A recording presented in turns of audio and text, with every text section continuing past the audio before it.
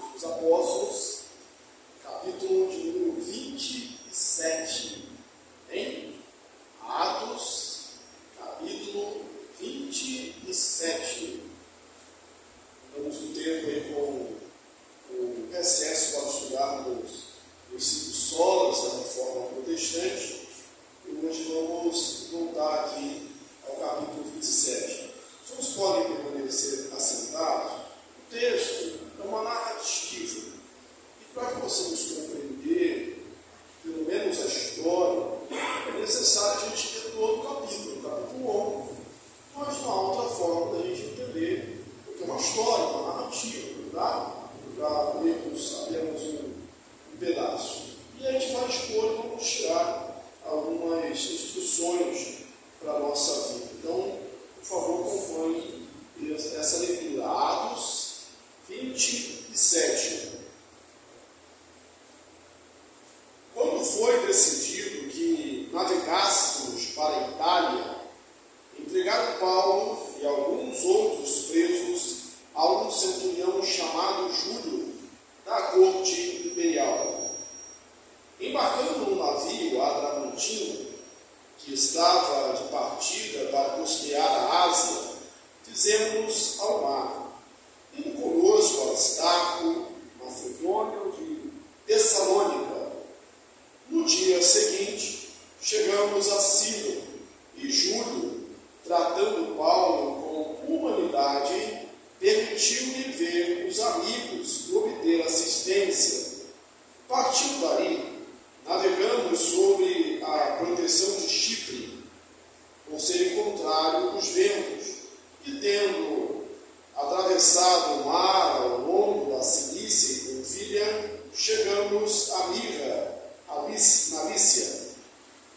Achando ali o centurião navio de Alexandria, que estava de partida para a Itália, nele nos fez embarcar. Navegando vagarosamente muitos dias, e tendo chegado com dificuldade em fronte de Cnido, não nos sendo permitido prosseguir, por causa do vento contrário, navegamos sob a proteção de Creta, na altura de Salmona, costeando-a penosamente, chegamos a um lugar chamado Bons Portos, perto do qual estava a cidade de Lazéia. Depois de muito tempo, tendo se tornado a navegação perigosa, já passado o tempo do dia do jejum, admoestava-os Paulo, dizendo-nos: Senhores, vejo que a viagem vai ser trabalhosa, com dano e muito prejuízo, não só da carga do navio, mas também da nossa vida. Mas o centurião dava mais crédito ao piloto e ao mestre do navio do que ao que Paulo dizia.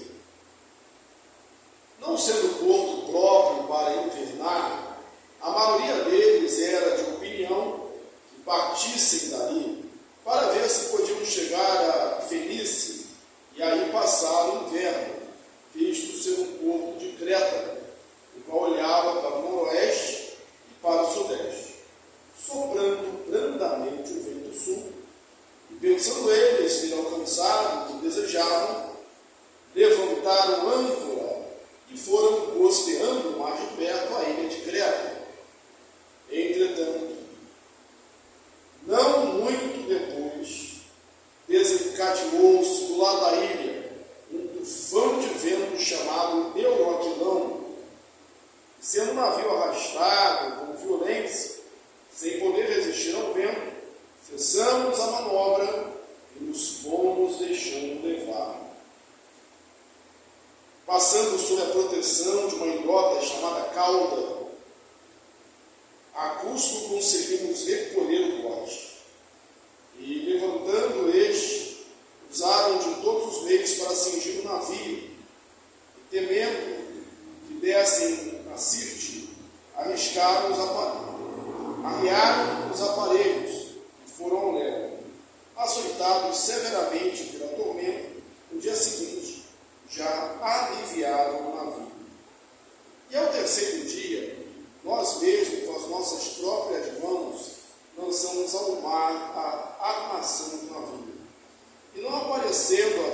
alguns dias, o sol e estrelas, caindo sobre nós grande tempestade, dissipou-se afinal toda a esperança de salvamento. Havendo todos estado muito tempo sem comer, Paulo, pondo-se em pé, no meio dele, disse: Senhores, na verdade, era preciso terem me atendido e não partir de Creta, para evitar este dano em perda. Mas agora vos aconselho bom ânimo, porque nenhuma vida se perderá de entre vós, mas somente uma vida.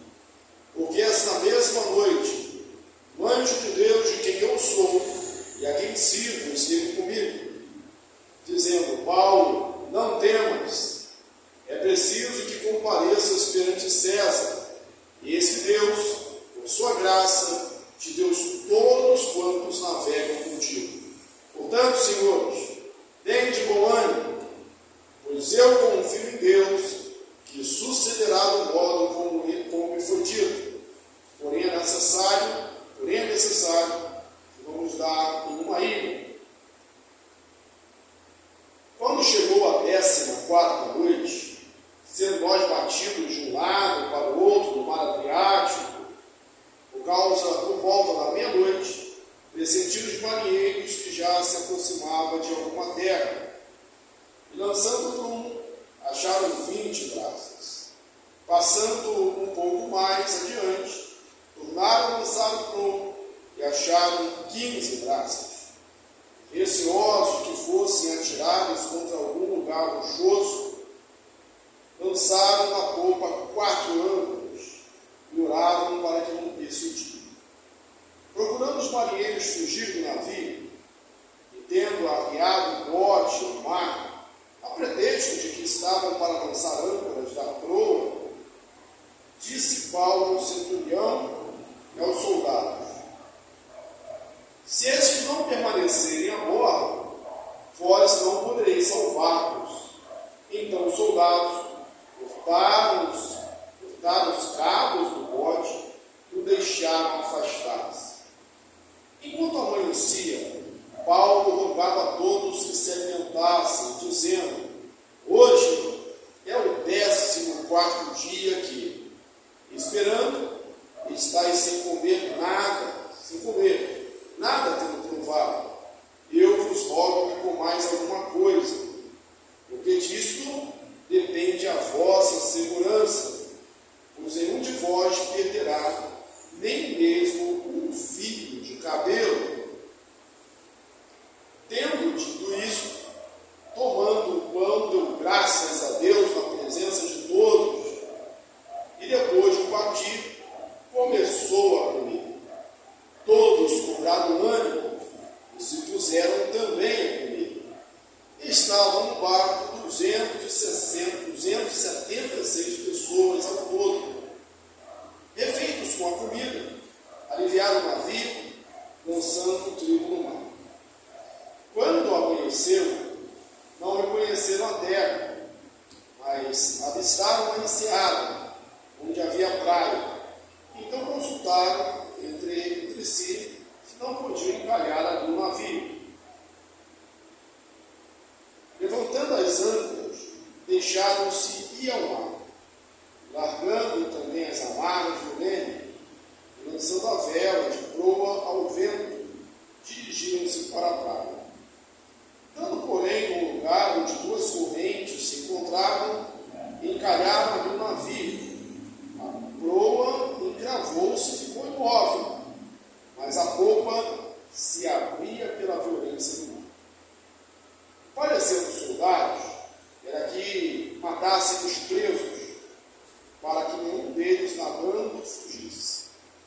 Mas o centurião, querendo salvar a Paulo, impediu-os de fazer, e ordenou que os que soubessem nadar fossem os primeiros a lançar-se ao mar e alcançar a terra. Quanto aos demais, que se salvassem uns em tábuas, outros em destroços do navio, e foi assim que todos se salvaram em terra. Amém?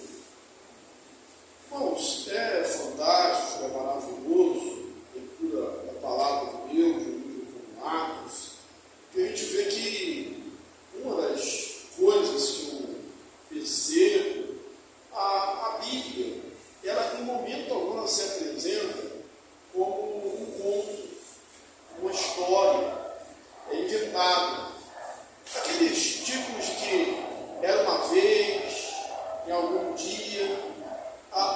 Lucas, que escreve Atos dos Apóstolos, ele narra os fatos com riqueza de detalhes. Ele mostra como era a navegação naquele tempo. Ele mostra a geografia do lugar.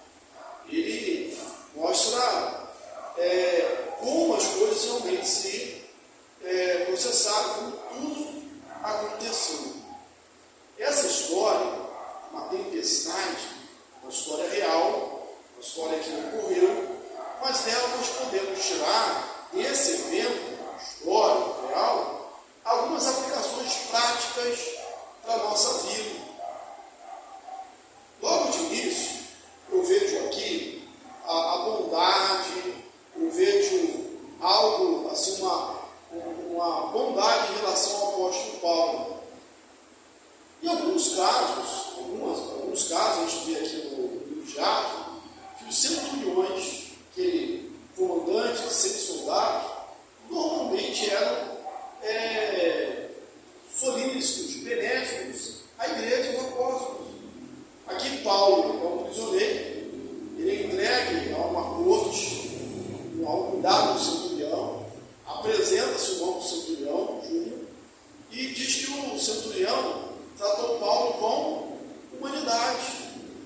Quando eles chegaram no porto, ele permitiu que Paulo fosse até os seus amigos para conseguir ali algum sustento, alguma provisão. Sempre tratou com humanidade.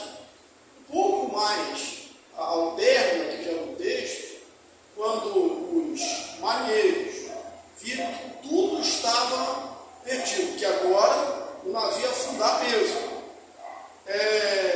decidem, pensam em matar os prisioneiros, e diga-se de passagem, isso era um protocolo, era o que devia ser feito.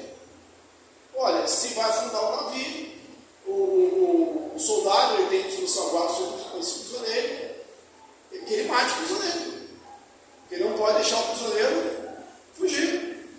E diz o texto que o comandante, que o centurião, querendo salvar Paulo, impediu que isso acontecesse, dando ordem para que o pessoal se atirasse no mar, que eles soubessem nadar, fossem os primeiros a se atirar no mar e se salvasse. Certamente ele colocou aqui a sua carreira e até a sua vida em risco.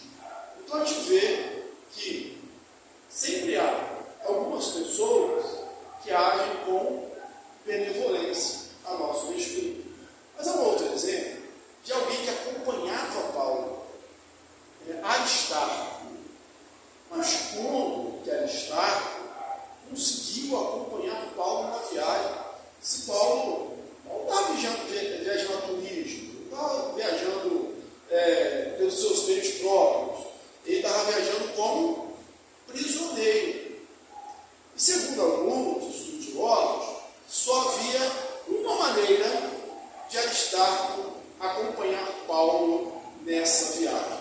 Você sabe qual é? Era apresentando-se como escravo de Paulo.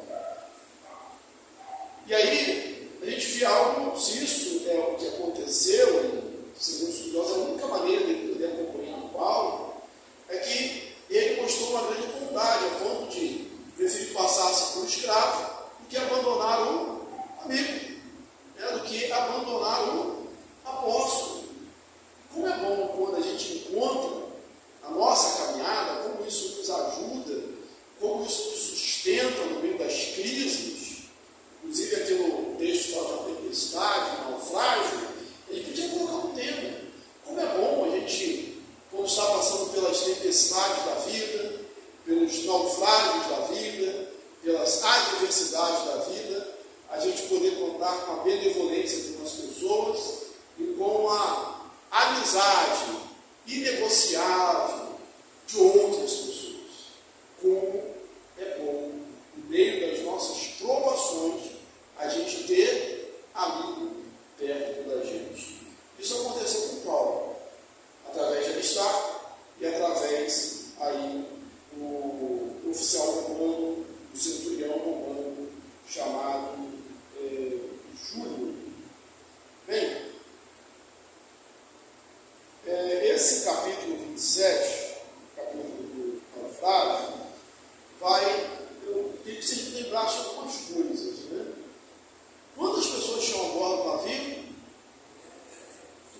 276 pessoas.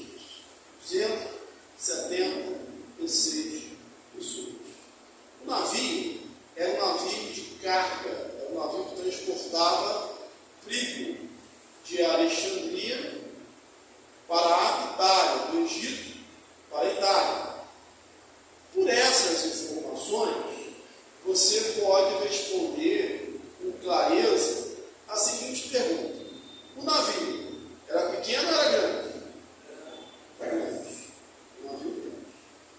E aí, eles com dificuldade chegaram a um lugar chamado Bons Portos e ficaram ali algum tempo. Paulo, ele se pronuncia, Paulo dá um conselho. É interessante que um prisioneiro, alguém que está ali sendo levado para ser julgado em Roma, ele tem a oportunidade de falar, dar conselho, expor ali o seu posicionamento. Aconteceu com Paulo. Paulo, ele, em todo momento, isso é algo fantástico na história de Paulo, e a gente tira uma outra lição, é que o líder é líder sob qualquer circunstância. O líder não precisa de um cargo, o líder não precisa de um título, o líder não precisa de um crachá, de uma faixa. O líder é líder. Ele não estava ali como comandante do navio, ele não estava ali como representante da autoridade romana, ele não estava ali como um marinheiro, ele não era marinheiro. Paulo era o quê? Fazedor de tendas. Mas um líder em qualquer situação. Preso, sendo levado para Roma, Paulo lidera aqui no início e lidera já quando o navio está prestes a afundar. Grave isso no seu coração, leve isso para a sua vida. Nós cristãos, nós somos, todos nós de alguma maneira, somos como líderes, porque somos o farol, somos aquele que dá direção ao mundo. Então não precisa de título, não precisa. Na igreja, por vezes a gente vê pessoas assim: eu quero esse cargo, ou eu quero uma verba para fazer isso, eu quero aquilo outro. Então o líder, ele sempre há de se destacar. Você já ouviu aquela expressão? Quem avisa, amigo é? Quem avisa, amigo é. E tem outra que eu não sei se é tão conhecida assim também, que é: quem não ouve conselhos, ouve cuidado. Vocês conhecem também? Quem não ouve cuidado, é isso? Quem não ouve cuidado, ouve, escuta, coitado. Ou seja, quem não aceita a orientação, a advertência, acaba indo à frente. No livro de Provérbios, muito bom, você deve ler muitas vezes ele, é um livro de conselhos, para falar da prudência, que é a virtude da gente se desviar do mal. O prudente, ele vê ali um perigo, ele se desvia. O nécio, eles consideram estúpido, passa e sofre um dano, se prejudica.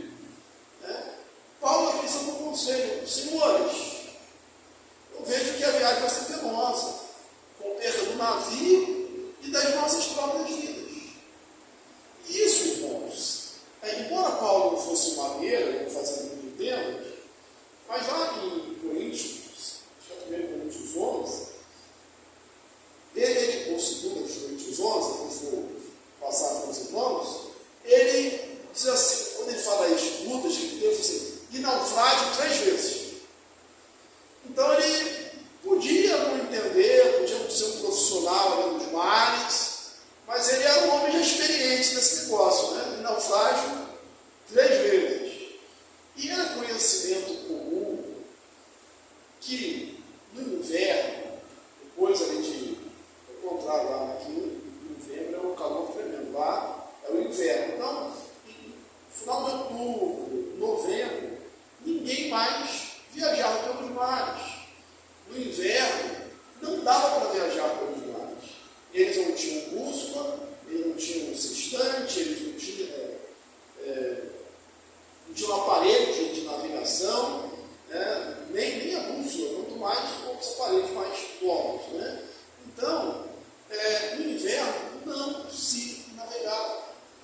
quando Paulo está preso, na sua última prisão, segunda prisão, ele chama Timóteo, ele pede para trazer a capa, etc. Ele fala assim, mas venha antes do inverno. Por que ele fala antes do inverno? Porque no inverno ninguém viajava, não era aconselhável viajar, uma viagem marítima no inverno. Então Paulo dá esse conselho, um conselho que era óbvio, que era que as pessoas sabiam. Só que ele via um inconveniente. O porto que ele estava, bons portos, não era um porto adequado, utilizado por várias razões, para se invernar, para passar o inverno. Embora que diga que haja uma conversa em uma cidade próxima. Mas não era bom o suficiente para invernar. Mas entre. Se você ficar num lugar que não é tão bom e se arriscar a morrer no mar, é melhor ficar num lugar que não é tão apropriado assim. Então, eles deviam ter ouvido o conselho. Interessante que depois, lá no final da história, Paulo retoma isso. Paulo, ele parece aquela mãe que diz, eu te disse, né? Já avisei, né? Senhores, olha, vocês deviam ter ouvido o meu conselho. Mas já que todos nós estamos aqui, aí vai dar a palavra de ânimo, que é uma outra aplicação. Mas eles deveriam ter ouvido o conselho. Quem avisa, amigo é. Quem não escuta, cuidado. Escuta, cuidado. E quantas vezes nós vemos isso acontecer na nossa vida?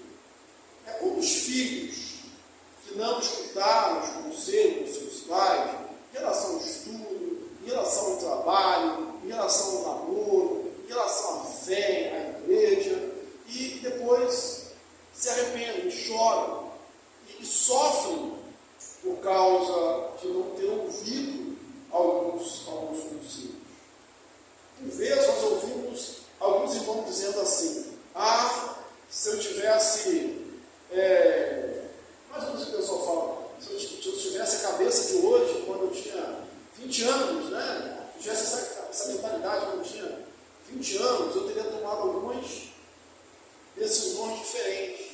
Mas certamente todos nós tivemos pessoas mais experientes que tentaram mostrar o caminho, que sinalizaram.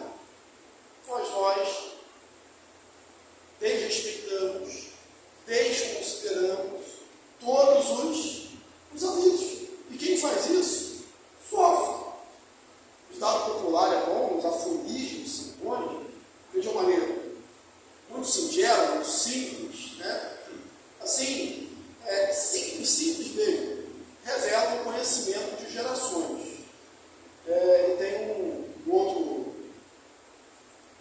ditado que vai falar sobre essa questão também, né? Quem avisa amigo quem escuta cuidado. Tem outro que diz, quando a cabeça não pensa, o corpo padece. Paulo orientou. Todas as evidências eram para dar errado. E tem situação que é assim, né, irmãos? Tudo está mostrando que vai dar errado. Quem está de fora, inclusive, vê com uma clareza maior ainda. Se é um namoro, fala assim, isso aí não vai acabar bem. Mas aí a pessoa vai e se é uma escolha, a pessoa fala, isso aí não é bom. A pessoa vai e insiste. Se é a compra de um bem, de alguma coisa cara, aí a pessoa vai e insiste. E ainda fala que é fé. Vamos, irmãos, vamos na fé. A fé, ela não é insensatez. A fé, ela não é burrice.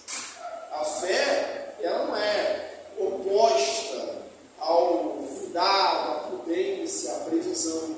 Não. É necessário fazer um cálculo, é necessário ver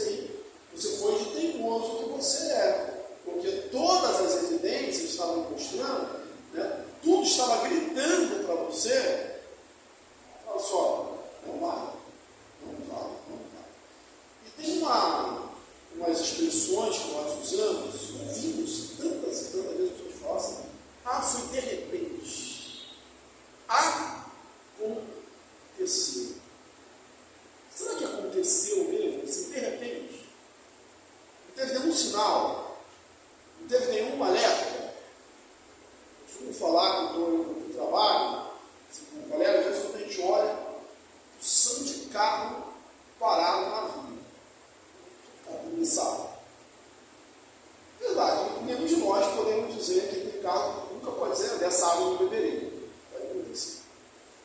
Mas na maioria das vezes, o que acontece nesses casos é uma coisa muito simples. É falta de manutenção. O carro avisa. Né? Tem ali o espelho certo de você fazer manutenção. Tem luzinhas que acendem para quanto é lado. Tem aviso. Mas só não vai dar mais um pouquinho. Né? Pode ir mais um pouco. Aí o filho, eu falo assim, não sei porque meu filho se perdeu. Você não sabia onde estava o seu filho. Ele chegava em casa a hora que queria.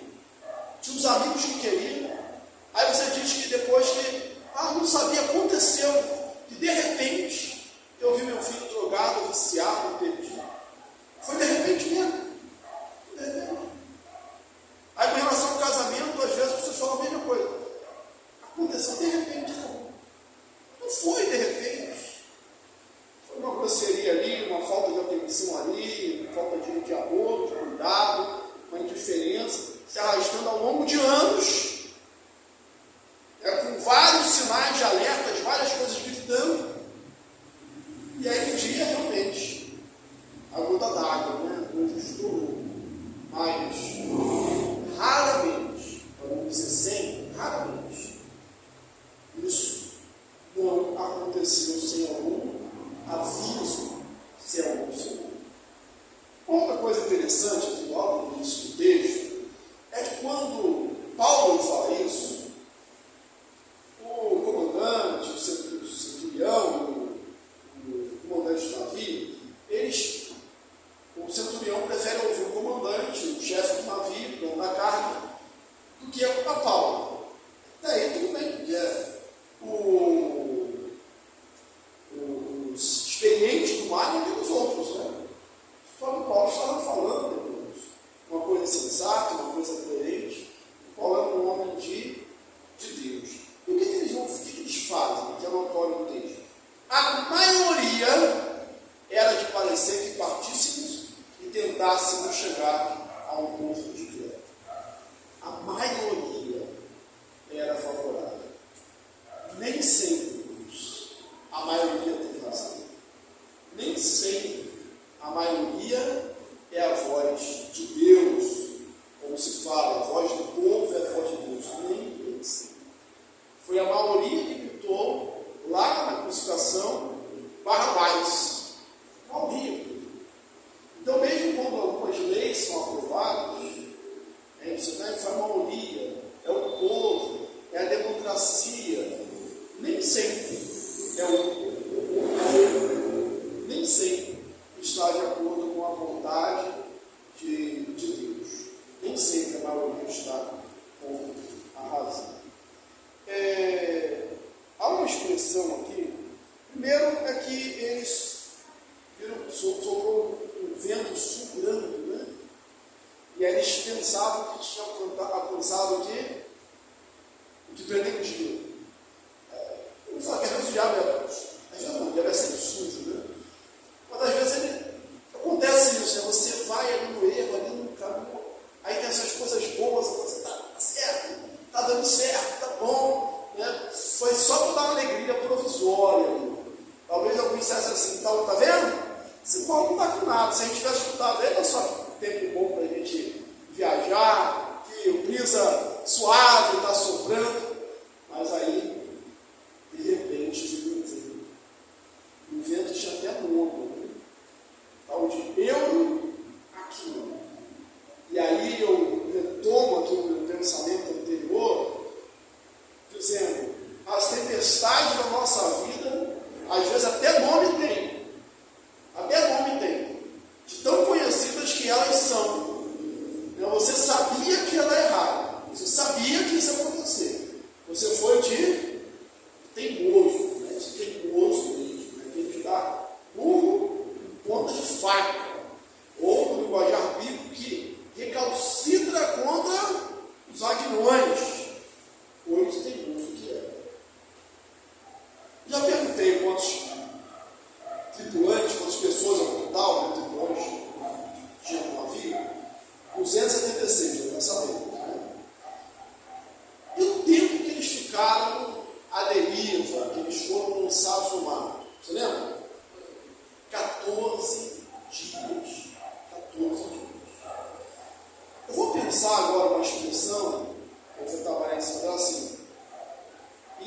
dissipou-se, afinal, toda a esperança de salvamento.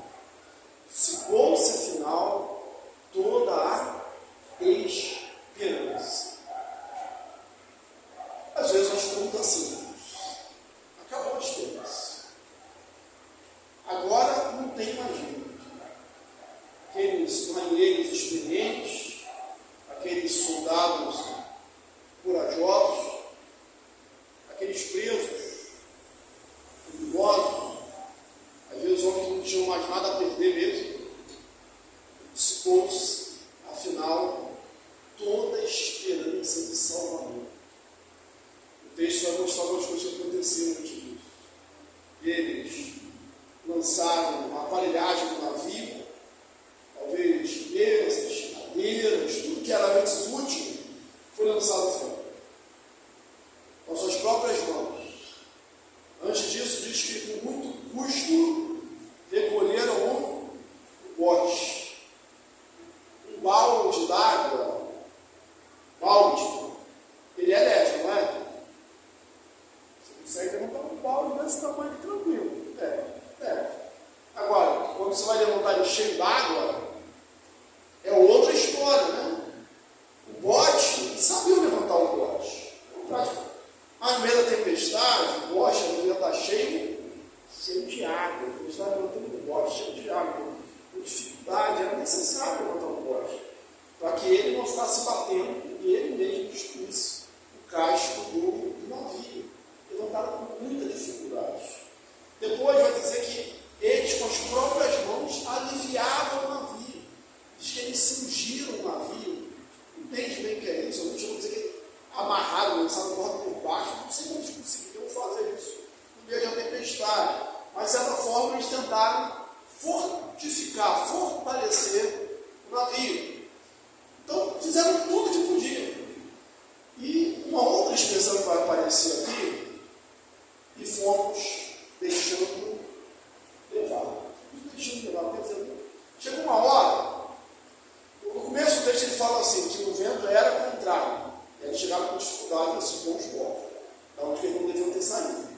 Agora, não adiantava fazer mais nada, eles deixaram levar. Não adiantava remar, não adiantava segurar as velas, não adiantava, naquele tempo o navio não tinha leme, mas para a gente entender, não adiantava ficar ali segurando o leme, porque você podia virar para um lado, o navio ia para outro, tentar ir para frente e ir para trás, enfim, você não tinha nenhum controle. E nas crises da vida, as tempestades, os temporais, os tufões que nós enfrentamos, às vezes a situação está tão desesperadora que a gente fica assim, não vamos deixando levar. Deixando levar, não tem, perdi completamente o controle. Não tem controle mais de nada. Há pessoas que vivem exatamente assim. Exatamente assim. Vou citar um exemplo, mas não são só eles. Vou citar um exemplo que é um bom estereótipo para a fidelidade. Mas, por exemplo, uma pessoa viciada em drogas não tem mais controle nenhum. Não tem mais controle nenhum. Não tem controle absolutamente nada. Perdeu o controle da vida. Alguns ex-viciados você pega um lixo humano. Prova deles mesmo. Não tinha controle só. Quando ele fala dos dias aqui, que não via nem sol, e estrelas, era um sentido de completa desorientação, porque eles não tinham aparelhos de navegação, como tem esse outro, nem que era o tio, a bússola, naquele tempo de um tio também. Quase a única maneira dos marinheiros se guiarem através do céu, era olhando as estrelas. Então, vários dias sem ver sol de dia, para saber quando está indo, a claridade. E as estrelas de noite, o que eles estavam dizendo? Que eles não tinham nenhum centro de direção, eles não sabiam onde estavam, não sabiam para onde estavam indo. E aí fala de um tal de Siste aqui, que deveria ser um cemitério de navios, né? Um lugar onde muitos navios afundaram. E eles estavam com medo de ir para lá, estrela nem sol. Ele não sabia o que era quando estava de dia, quando estava de noite. Não tinha nenhum senso de direção. E, às vezes, a nossa vida pode ficar assim. Se a gente obedecer a palavra de Deus, a ordem de Deus. Aí se levanta Paulo. Quando toda a esperança falha, Paulo, que havia dito para que eles não saíssem, e confirma isso, Senhor, era necessário que permanecesse lá. Se estivessem me ouvindo, para que não houvesse tanto dano. E quanto dano houve? Perderam os utensílios do navio primeiro, depois perderam a carga do navio e perderam o próprio navio. Quando a gente toma decisões erradas, quando a gente desobedece a Deus, a gente sofre muito.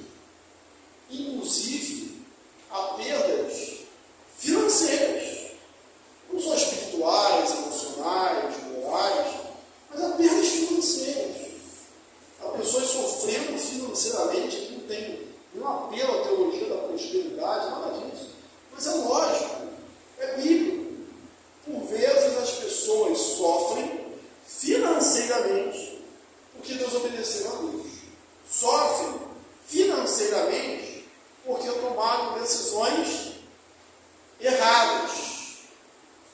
Quando você olhar para o seu cartão de crédito, você fala assim, 80% de decisão errada. Você nem sabe outra coisa. Já tem aquela decisão errada aqui. Decisões erradas. Sofre-se por causa de mais decisões. Mas no momento que está tudo ruim, não é hora de deixar as coisas piores. Não é hora de piorar ainda a situação. Não é hora de criticar. Não é hora de abaixar mais o moral das pessoas. Como diz aí o pessoal, pode chutar cachorro morto, né? Cachorro morto. Não adianta fazer isso. Por 3 vezes, Paulo fala isso 3 vezes, que tem de bom, forte, ser corajoso, sereno. Paulo, se um anjo apareceu e disse que ele ia para César, ele teria que parecer de César. Isso ele já sabia, não sabia? Eu estava estudando isso aqui, capítulo a capítulo, a gente sabia. Quando agrediram, espancaram, o comandante Ulisses tirou Paulo ali do meio daquele povo, os judeus queriam matá-lo, ele preso ali na fortaleza de Antônio, ele teve uma visão, o anjo do Senhor falou com ele e disse assim, não temas que é necessário que vá a César, você vai para Roma. E aí, o plano de Deus vai se cumprir. Os nossos planos, isso a gente aprende na administração, é necessário que nossos planos sejam flexíveis. Os nossos planos sofrem ajustes no decorrer do caminho. Às vezes, as nossas rotas precisam mudar para chegar lá no nosso objetivo. Agora, o plano e o propósito de Deus é inalterável. Vai acontecer certinho, igual Deus decretou que aconteceria. Paulo queria chegar a Roma. Não era esse o objetivo dele? Só que ele não imaginava chegar a Roma assim. Aliás, tem algumas coisas que aconteceram com Paulo. Primeiro, ele queria entrar lá em Damasco. Ele achou que ia chegar em Damasco com a carta que ele tinha recebido das principais autoridades laicas, com toda a pompa. O Paulo, que aprendeu todo mundo, chegou lá cego, sendo guiado pela mão. E agora ele queria chegar em Roma como missionário, enviado, mas ele chega, depois de Roma, ele para a Espanha, mas agora ele chega ali preso, como prisioneiro. Mas o propósito de Deus sim, ele vai chegar lá. E aí ele o anjo sofreu misericórdia, para amor a mim, ele vai salvar não só a minha vida, mas todos que estão no navio. E nenhum fio de cabelo vocês se perderão. Nenhum fio de cabelo que vocês vão se perder. Então tem um bom ano. Tem um bom ano. 3 vezes ele falou isso. E ele mesmo dá o exemplo.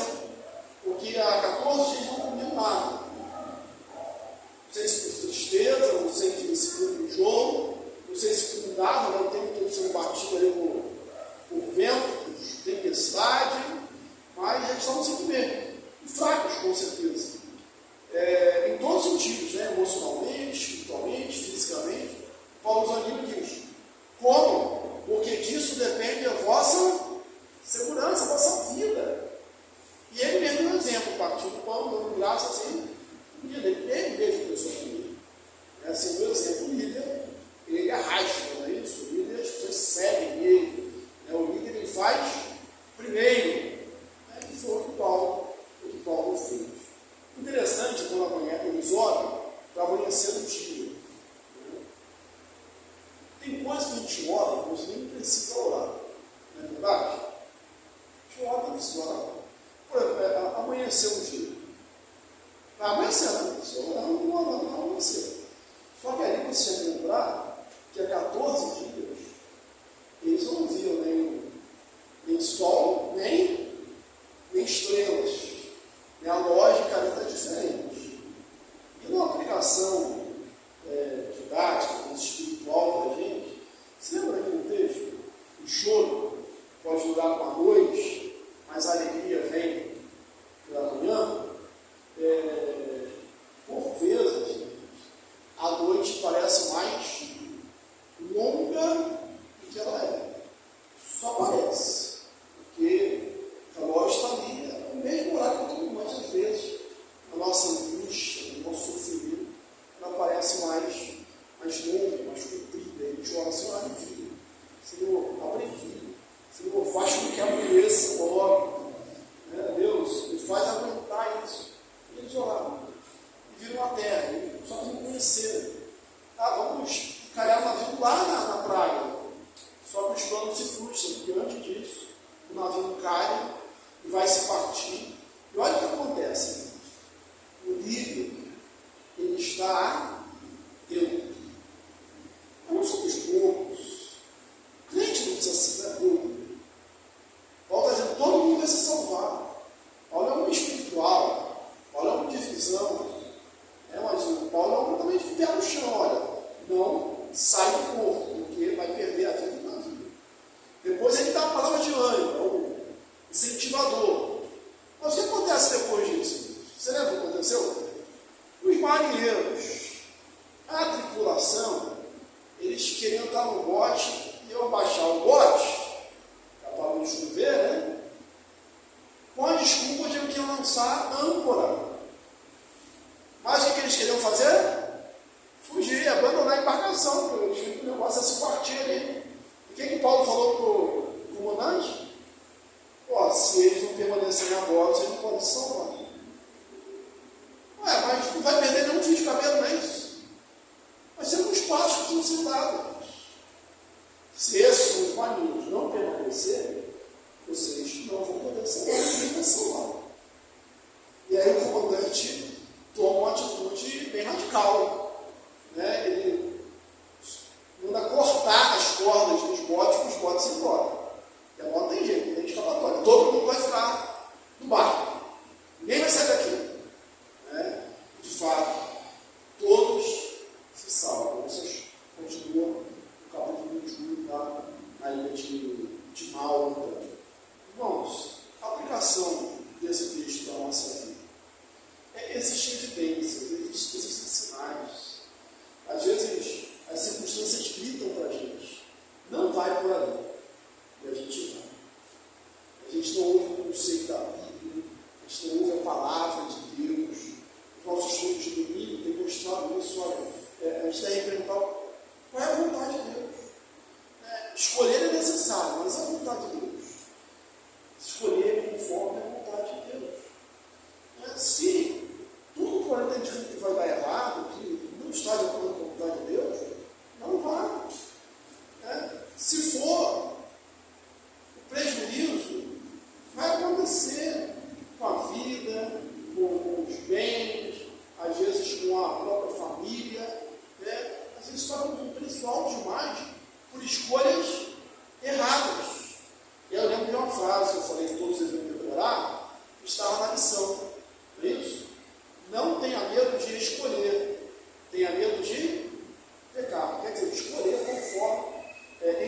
tradição com a vontade de Deus.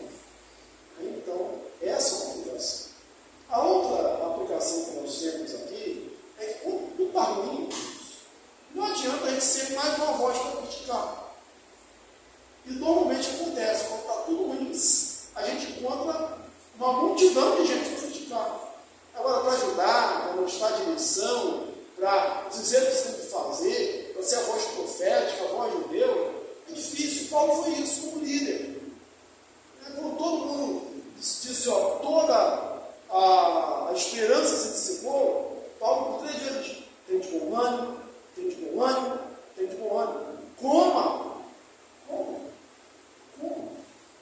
E, por fim, a gente vê aqui a ordem, né? uma parte prática. Tem que salvar, uns vão salvar nadando, outros segurando em parte do navio, todos vão chegar lá, mas vai ter um esforço também, vai ter que nadar, vai ter que se agarrar nas madeiras, nas tábuas, vai ter que fazer a sua parte. E por vezes a gente acha que fé, porque a gente tem fé, porque Deus está guardando a gente não tem que fazer absolutamente nada. Então, tem uma parte que nós precisamos fazer. Amém? Que Deus nos abençoe ricamente. Semana que vem a gente conclui com o capítulo 28. Chegamos aí ao término do livro de Atos.